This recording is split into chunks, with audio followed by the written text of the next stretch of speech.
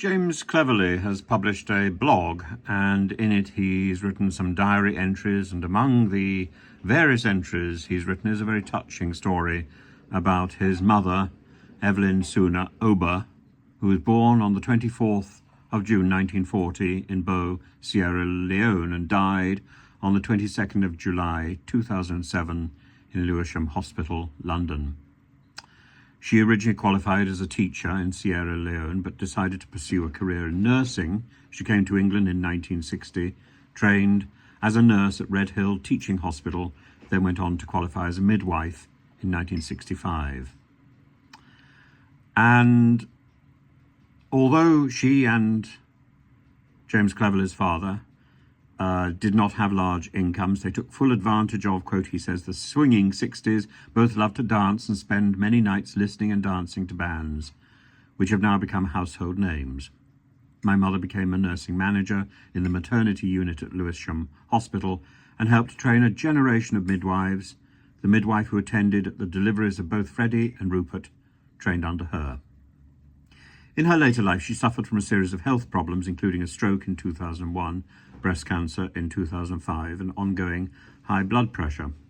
Although she recovered from both the stroke and cancer, it was clear that they'd taken their toll on her strength.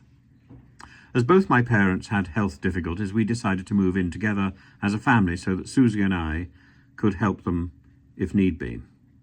This meant that my mother spent a lot of time with her two grandsons, and we were able to spend much more time with her than would otherwise have been the case. In January 2007, my parents visited Sierra Leone for an extended holiday.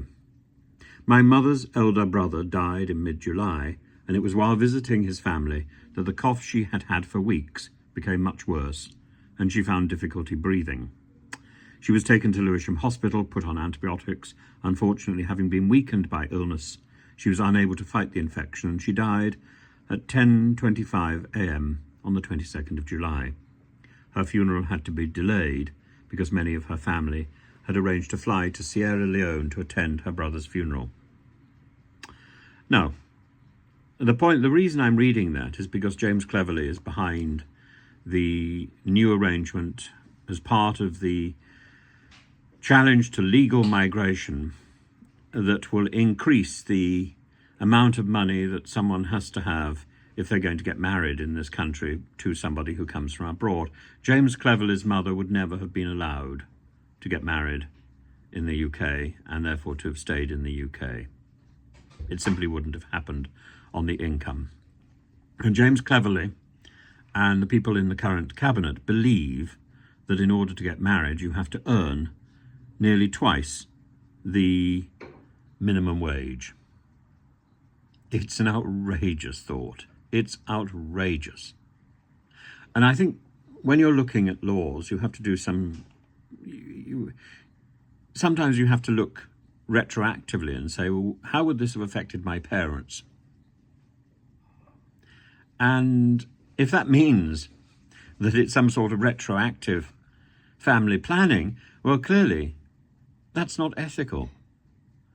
The new laws related to a marriage visa, a spousal visa, are heinous and utterly, utterly unfair. And James Cleverly ought to be the first person to stand up and say so.